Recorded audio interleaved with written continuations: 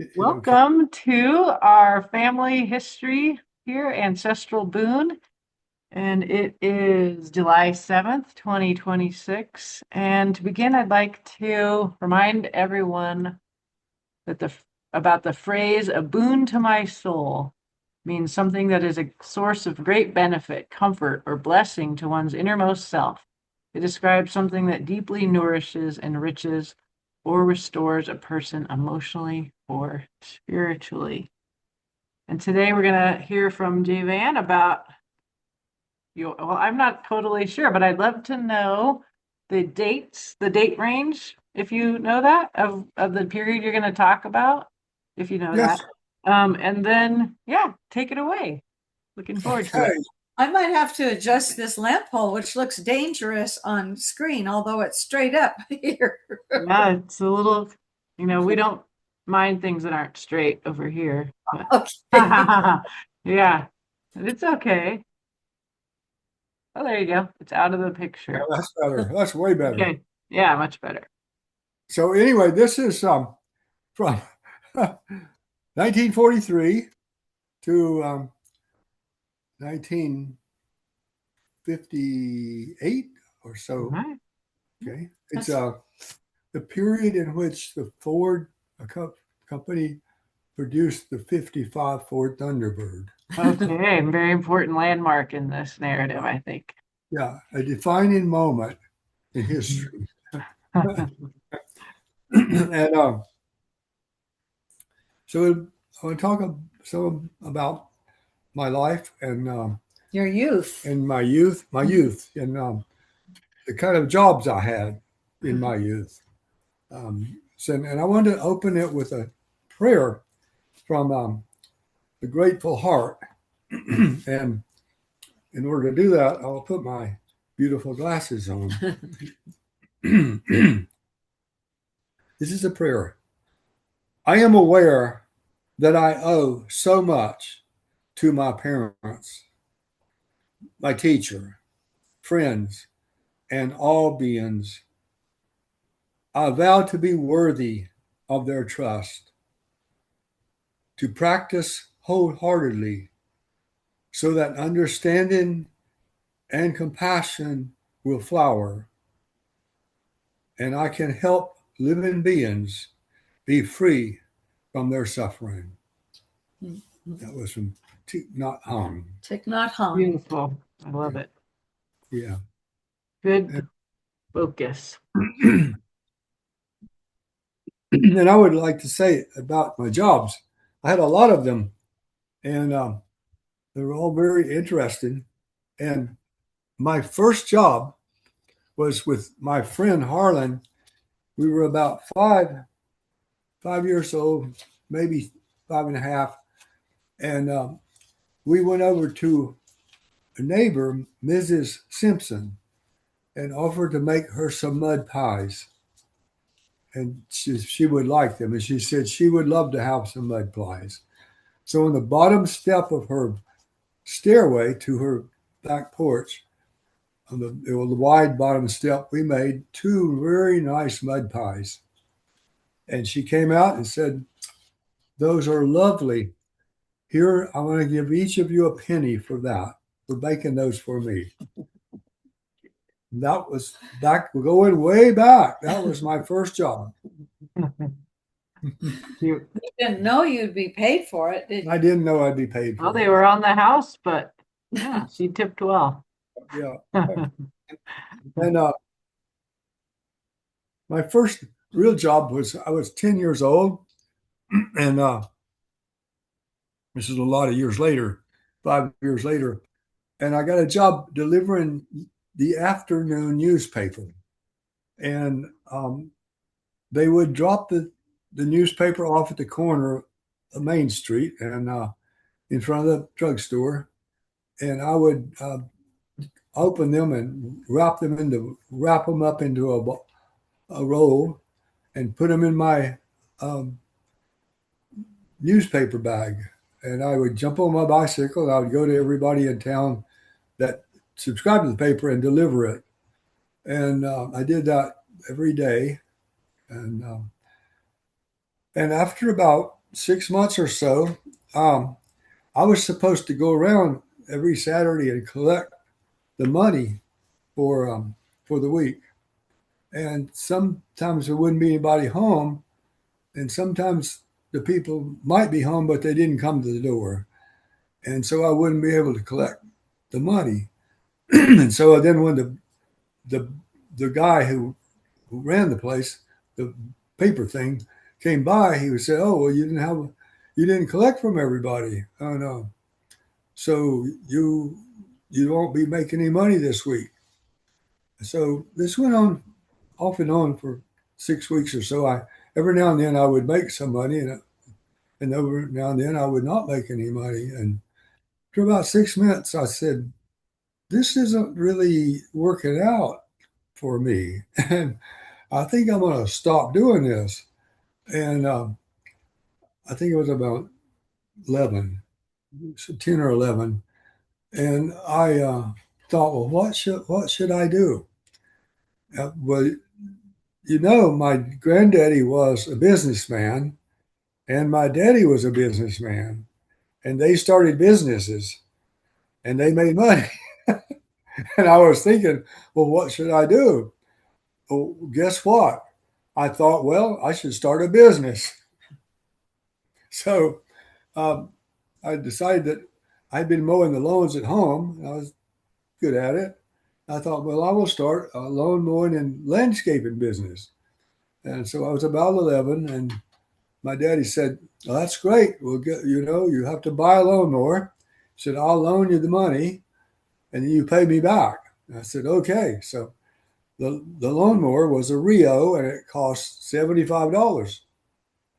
And so we bought that, and I started mowing lawns, and within about a month or two, month and a half, 2 months, I'd made enough money to pay him back. So I paid him back, and then it was whatever I made it, and then I would take it to the savings and loan and deposit it where it would make interest. And I was um, starting out to save my money to buy a Thunderbird convertible. And that was the start of my business. I had a goal, and as it turned out, I needed $1,600 in those early days to Hmm. buy one. 57, 58, it was a lot of money. But by then, I worked for a bit lawnmower business, and then in the summer, I got a job helping with building houses in town, and so I did dug the foundations by hand. That's the way we did it back then. Luckily, I was in the sand hills; it was not that hard. And then after that, we started pouring the foundation, and then I would be carrying lumber to the carpenters and carrying bricks to the brick masons when it came time to veneer, put the brick veneer on the house. And so that was my job that summer. And when I got off of work, I would then go mow the yards until dark. and and then later on, I got another carpenter's job. We built a factory, and that took quite a bit of time, and so I got that done. And when I got off work, I would go mow lawns too. So I was putting away all this money in the building lawns, and um, Katie Parsons was there. She was the head of it, and she always happy to see me every week, bringing my money in, put it in the savings and loan. And so people got the idea that I was working and I was saving my money, and people started calling me to come Hmm. and do their yards. So I was getting more business than I could handle, but I was able to handle it. And then later on, I guess I was 15 or so. I um, I got a job in Troy, building 16 then, building apartments for people. So there I got to cut the boards and take them and build the walls. And so I ended up doing actual construction instead of carrying the materials, nail them together. So that was a good experience for me. Um, and I wanted to go back and say that all during this period, I was about 12 years old, and my daddy bought me a 43 Willis Jeep, our Army Jeep, Mhm. and delivered it to the house. And he told me that it was for me, and the transmission didn't work, but that he would get a transmission for it, Mhm.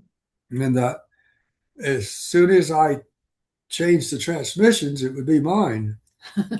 So I started with a friend to help me. We started working on the Jeep to get the transmission out, and we had to cut the floorboard out to get it out, and we did. And then we got the transmission. Daddy got a transmission, and we got the transmission in there. And during all this period, I would go. I was friends with all the mechanics at my uncle Speedy's garage, and any problem I had, I would go tell them, and they'd tell me what to do. Or if it was too hard for them to tell me, they would come by after work and tell me and show me what to do. So I got a lot of help from them, but they didn't do it. They told me Mhm. how to do it, and that was really good because I ended up actually doing the whole thing and getting it going and getting it running. So that So was a great. part of that experience of working off times anytime I had time, usually after the work. Um, and so that was interesting. Hmm. Where did you drive that Jeep? Um, Where did you drive that Jeep? I drove that Jeep on farm roads. All right, because you were too young to drive with Yeah, a I was too young license. to drive. I was 14. I needed 2 more Mhm. years. So I drove it on farm roads. And there were Mhm. lots of farm roads. There were a lot more farm roads than there were real roads. I Mhm. was able to drive around most of the countryside within there in my Jeep. And then one day I decided to paint it. So we had an Electrolux vacuum cleaner that had a painting attachment. Dang, they don't make them like they used to. And I told my dad, he said, "Well, I'll get you some paint." And he got Mhm. me some Shell Oil Orange. Ooh, all right. And I ended up painting the Jeep orange. So Mhm. orange Jeep was pretty fun. Pretty fun. Anyway, fun. It was a fun time to have that and to have that experience. Uh, Mhm. and then I got a job during the year when I was in high school of working in a restaurant that Larry Green owned and managed, and it was in my granddaddy's. My granddaddy owned the whole building. It was a garage and a service station and a fruit stand and a restaurant, and so Larry rented that restaurant, and I worked for Larry there in the restaurant, and I That's would. where you learned how to make milkshakes, was it? Yes, Yeah. milkshakes and hamburgers and all, slaw and all that stuff. Put a little Tabasco in the milkshake. You taught us. Yes, a little bit of, yeah. And so Yep. I ended up there working there on the weekends. So I would be working during the week, mowing lawns, and then the weekends I'd be working there Saturday and Sunday and making money and putting it away. And How about the hamburgers that you told me oh, the about? hamburgers! I flipped the hamburgers. I got to where I could flip them in the air, and they go flip, and then flat onto that. I got the Nice. timing right, and we had a huge exhaust fan at the top of the grill. And one day I flipped it up, and it didn't come back down. That's funny. Oh no! It went out the fan. But another day you served But them. another day, I had put 16 hamburgers on the grill, and I had served all 16 of them, and there was still a hamburger left on the grill. And I started thinking, I made a mistake, or somebody does a hamburger that doesn't have a hamburger in it. So I went out and started going to different people and saying, "Is there a hamburger in your hamburger?"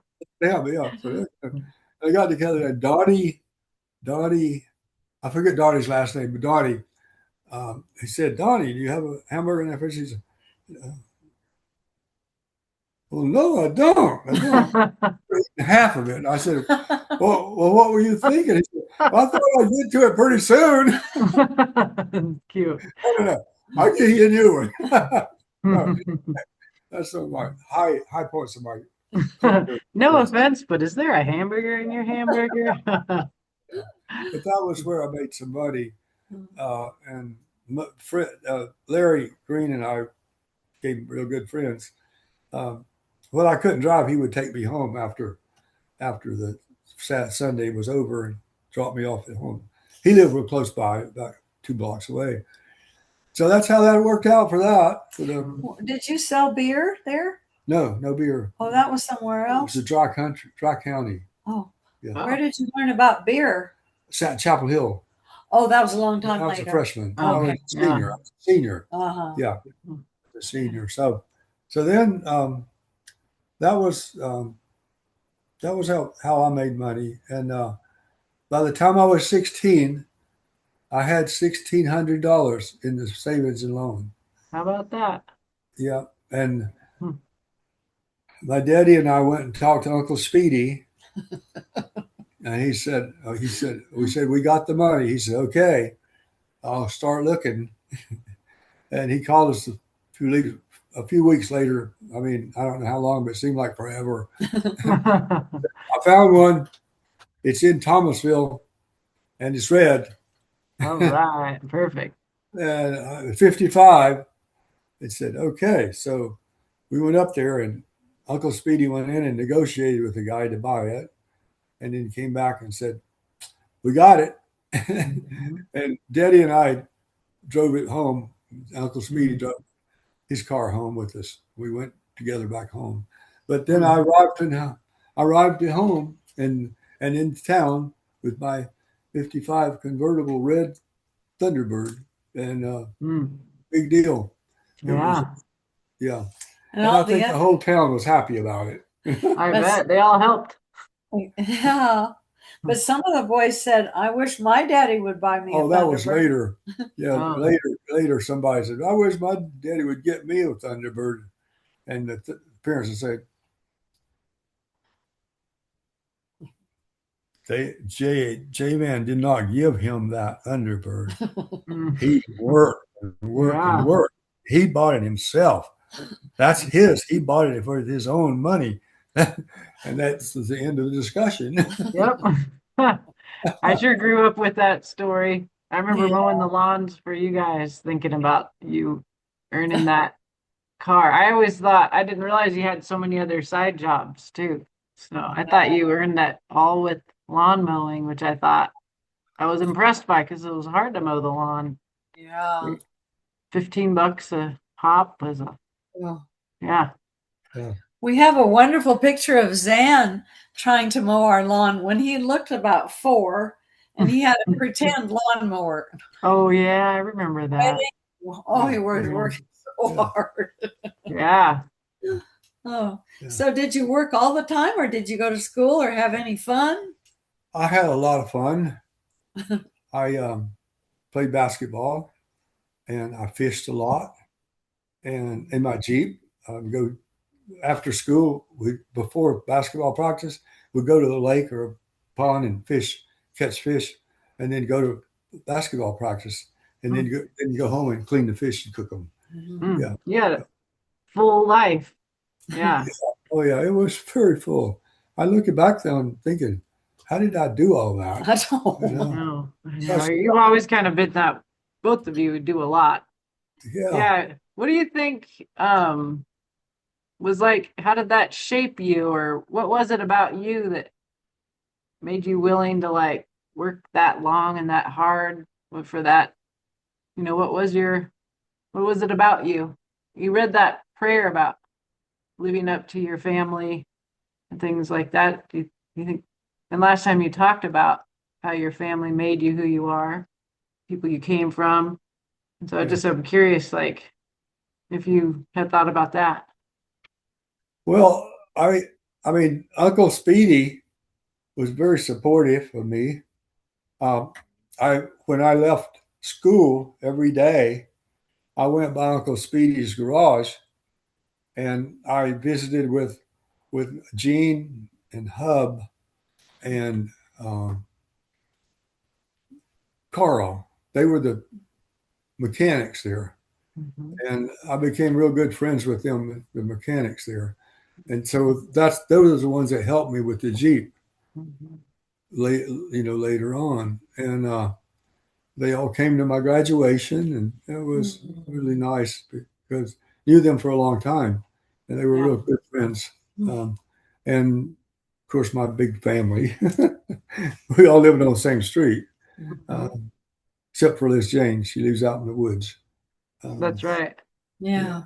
But we had a Yeah, and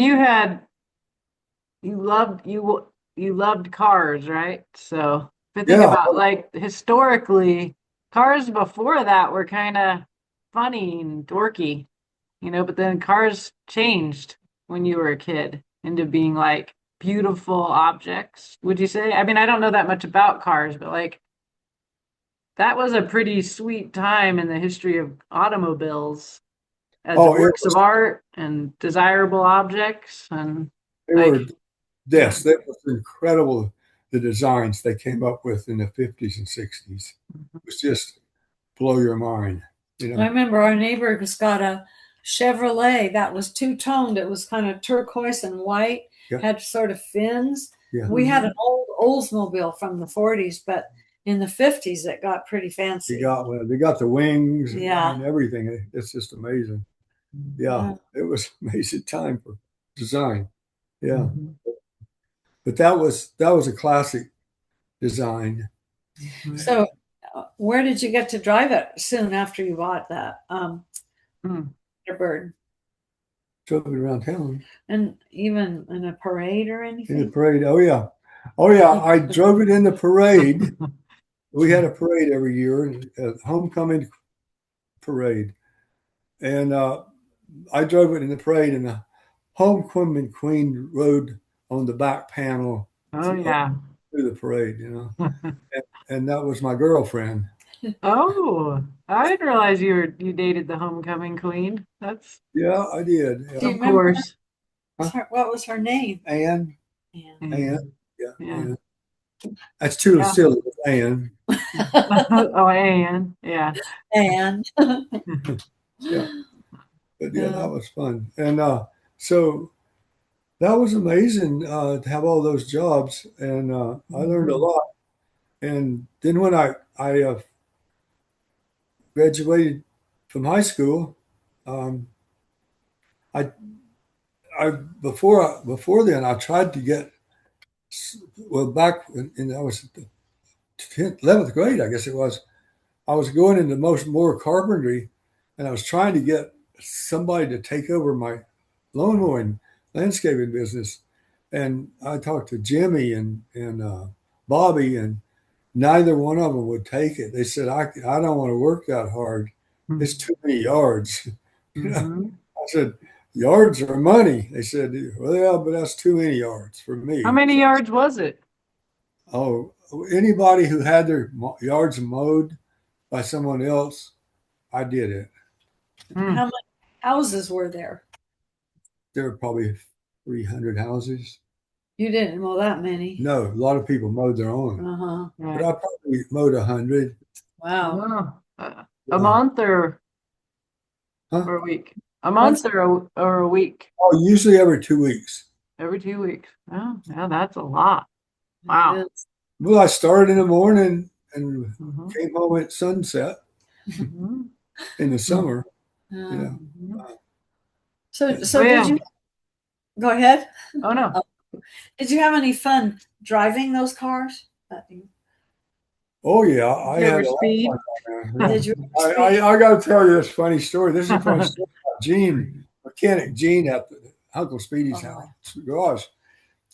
I had my Thunderbird in to have it worked on, and so Gene was a head mechanic, so he worked on it, and my this guy named Shelton reported to my daddy that he saw my car flying down the county road at incredible speed.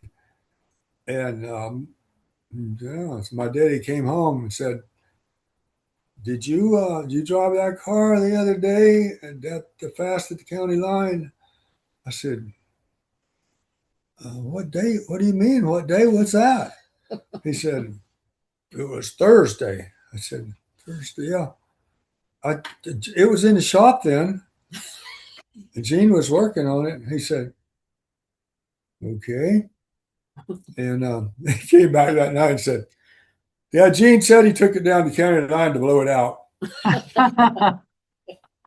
yeah. That's like a Ferris Bueller's Day Off You got away with story. that It was amazing. It was amazing. I mean, like I hadn't done that. I never in the time. You know, it's one. just, So tell us about the evenings. I think the kids might like hearing about what you did in the evening. well, at that time, stock car racing was really big. I mean, I Mm. went to Daytona Mhm. 500. I went to Charlotte 600.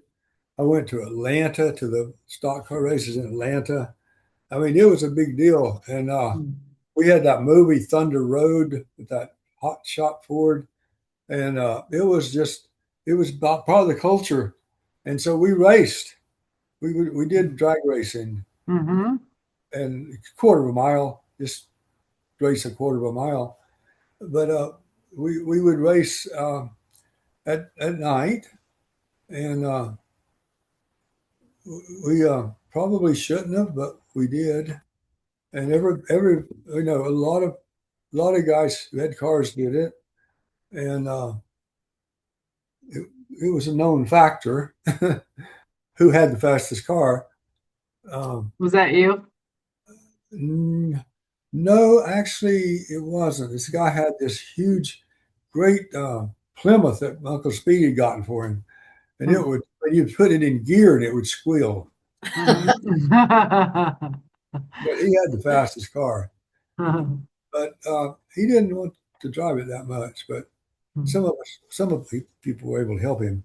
But so I would race. I didn't ever race my Thunderbird because I didn't want to race my Thunderbird primarily because no one would race me. Uh-huh. But I was able to use my daddy's cruiser. Okay. For, Your daddy was a cop, so you yeah, drove the cop car in the drag yeah. races? Is that what I'm to It had a understand? high, it had a high speed rear end in it, so he could get up some speed. How high Yeah. fast did you go? Oh, 120, Mm-hmm. maybe. Mm-hmm. Maybe more, but we couldn't look at then. It was too fast. You didn't do this on school nights, did you? Yeah, Uh-huh. yeah. Good thing you're not going to be a bad influence on the grandchildren at this point. They're all Well, they're grown all up. grown up. They're all Yeah, grown that's Oh, right. don't do that anymore. No, It not a good up. idea. I wouldn't recommend it. Yeah, was a different time. it was a different time. It's Yeah. hardly anybody on the road. Yep. Actually, there was no one on the road. Yeah. Mhm. It Yeah. is so interesting, though, that your parents never said a word about that. You'd get home after midnight. Well, one of the things we did is we would on Main Street we would back up and turn our radios on at midnight and wait for the Dixie to be over, and Mm-hmm. then the primary radio stations would go off the air, and then the the black radio stations would then power up. Mm-hmm. By as soon as Dixie was over, they started powering up. Within 5 to 10 minutes, they were full force. and we listened to that music for uh, an hour or two. Hmm. Yeah, mostly we always went home at about 2. Oh, so it was at midnight when Dixie played, Yeah, and then until 2 a.m. you listened to yeah, the black music. yeah, And yeah, that helps me understand that story that they powered up their radio stations to reach further after that midnight hour. That yeah. makes sense. They could Yeah. get on the airways. Up till then, they couldn't get on Uh-uh. Uh-uh. Oh, they couldn't get on at all anywhere. Oh, till the white wow. music was down. Yeah. So they had, yeah, that's interesting. What was So it like to listen to that music? it was about, I would say there were over a dozen A cars, dozen of you? A dozen cars. Wow, maybe that's a 14, lot. sometimes 16 cars. We'd all be backed up listening to the music. Backed up to what? I don't see that. What? We had a main street, and you Uh-huh. and you pulled in, You parked on the but side. instead of we turned the cars around and put our heads out. Uh-huh. Yeah, Yeah. and we listened to the music, and we all listened to the music, Uh-huh. and we all loved it. Hmm. That's great. Hey, look, Harry's here. Harry! Howdy, howdy. I got off work and I wanted to Yay! make Hey. sure I got a little bit of it. Yeah. Oh, it's good to see you. It's good to see you guys too. Yeah. Yeah. Hey, You know, about that music, it's not my turn, but Penny was a teenager in that time. And we had this neighbor next door named Billy Bracco who was really into music. And he came over to our house and said, Penny, you have to come listen to some music. And I, of course, tagged along. But it was the first rock and roll, I think. And it was black. And Mhm. it was unlike any music we had ever heard. Yeah. And That's hard for me to imagine that, and maybe Harrison too. Like, so that Harrison, they're talking about what Javan told us about his jobs and his cars and Mhm. drag racing. So you should listen back. We're recording this, so you can listen to that later. But then he was telling us that when he was a teenager, like 16 cars of he and his friends would park on Main Street, and at midnight, the white stations would play Dixie, and then they'd go off the air, and then the black radio stations would power up and take that space and play their music. And it was like rock and roll, and it was so different from what the white music sounded like. It was, and that's what they're talking about.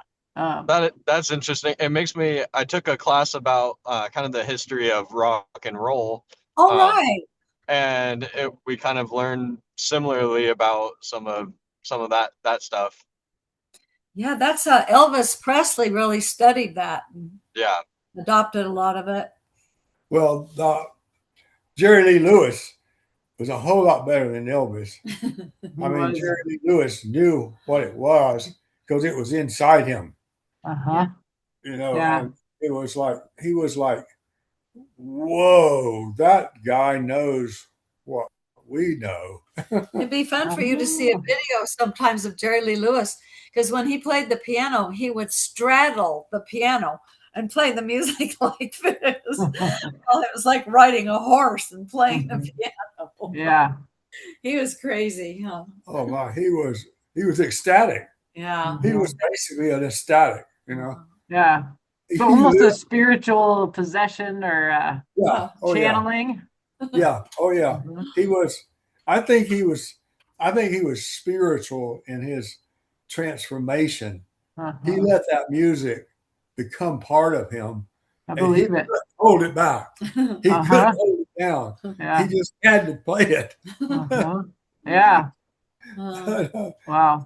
Anyway, it And I was. like what you just said. He knew what you guys knew, listening there on Main Street at midnight to 2 a.m. Mhm. And you Yeah, knew like that was the place to be. yeah, It's just so interesting to me. I love that story because it shows us young people recognizing something significant that and going that staying up late to get that. That's pretty that's a really cool story about young people. It is. They recognize Mm. something valuable. Oh yeah, and you got to realize that this is a very racist culture, Mm-hmm. and Mm. it's not a culture that allows that to happen. Your culture then, you mean? Yeah, then, Mm-hmm. Yeah. and we shined it on. Mm-hmm. You You know, didn't care. Did we're not doing that. We're This is good stuff. This is uh-huh. good for us. We need to hear this, and we Mm. want to hear it. Mm. So we're going to do it. And then we we all knew who we were, and we Mm. all knew what we were doing. Tell me more about that when you say we knew who we were and we knew what we were doing.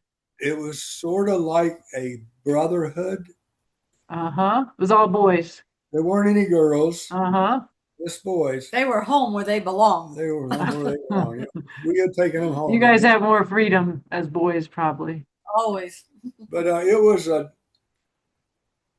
I mean, it was a. We didn't talk about it much Mm. in the daytime. Mm-hmm. We talk about it at night when we were there, but we Mm-hmm. didn't talk. We didn't like make an issue of it. Right. We didn't really care if anybody knew, but we didn't want to tell anybody because we didn't want them, we wanted to hide a certain way and not Mm-hmm. be uh, tested or anything. Mm-hmm. It's sort of a secret thing Mm-hmm. that Yeah. we all knew what we were doing and how important it was for us, and knowing that our culture would not condone it. Uh-huh. And Yeah. when the white stations turned off, you should go to bed. Mm-hmm. When the white station turned off, that's not what happened. No. The black music powered up, Yep. and we were there Yeah. waiting. Mhm. It was And an you got interesting experience. Yeah, what's that? it was an Sorry. interesting experience. Yeah, Yeah, it sounds amazing because I mean I've always had rock and roll in my world, yeah, and now we just there's so many different forms that we have access to global music and Yeah. some really bad AI produced music and all kinds of stuff. So like you that the know, significance of that, I've never had the chance to be with a brotherhood or a group of people that recognized collectively seems and I've had really peak musical experiences of like seeing an artist perform live, but that's a pretty cool story. You ought to I, write I sometime.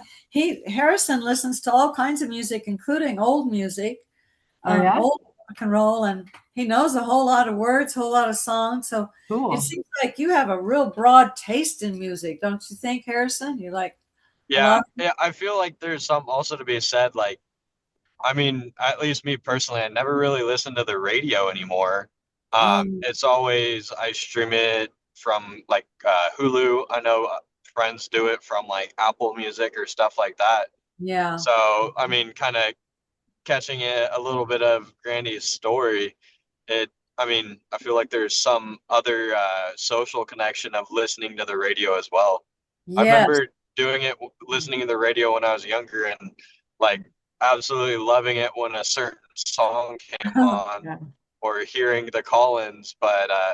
that's something that's at least I don't think it's really listened to much anymore. You're I think right. you're And right. I mean, I'm just speaking on my experience. I mean, Sure.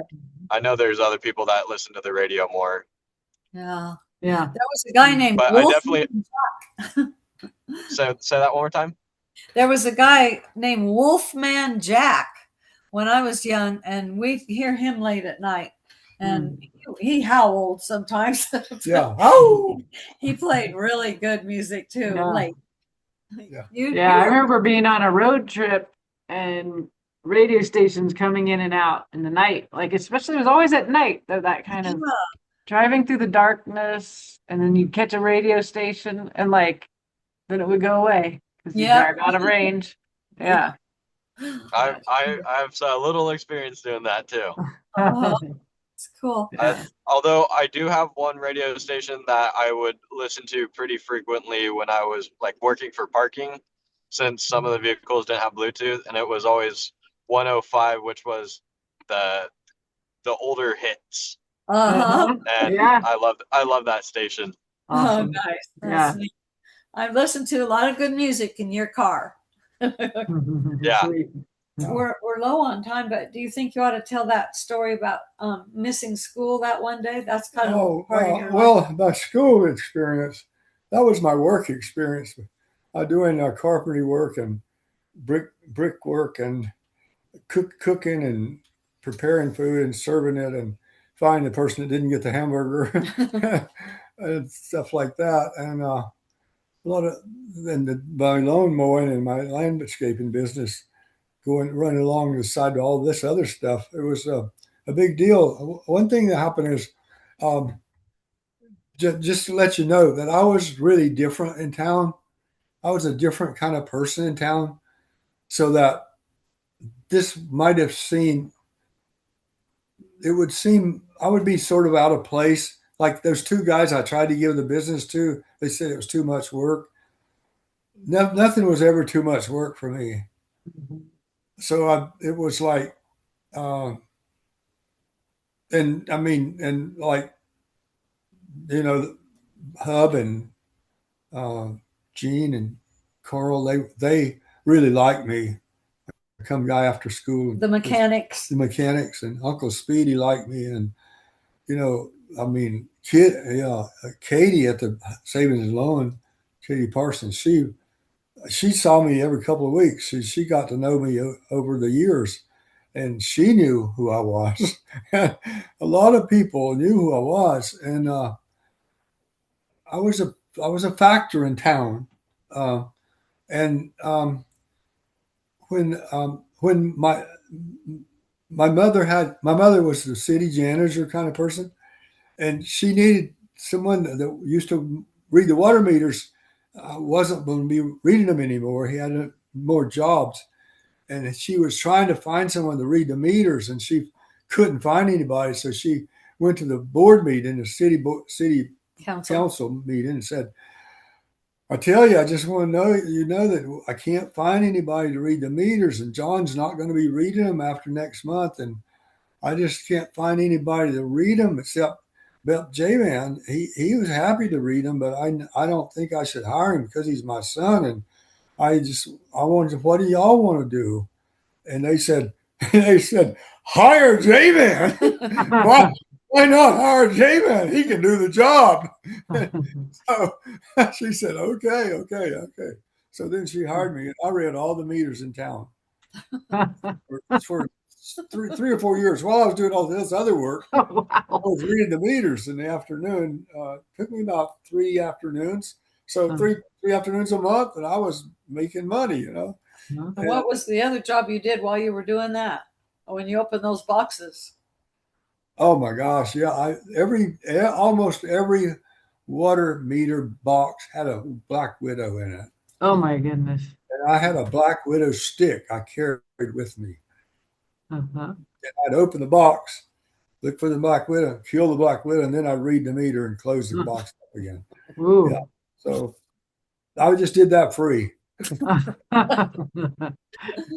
might have to have you talk some more because the school was so important to you too. Oh, I yeah. agree. I think the Ooh, schoolwork is another conversation, it sounds Yeah. like. Yeah, School was so important. it I mean, I was. was at school for 11 years.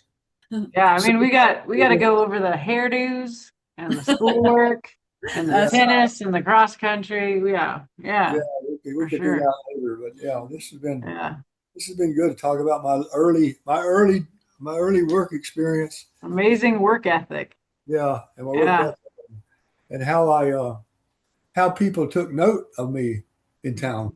Yeah. Yeah, Yeah, when we went back to visit, I mean, his contemporaries, and I could tell they looked up to him.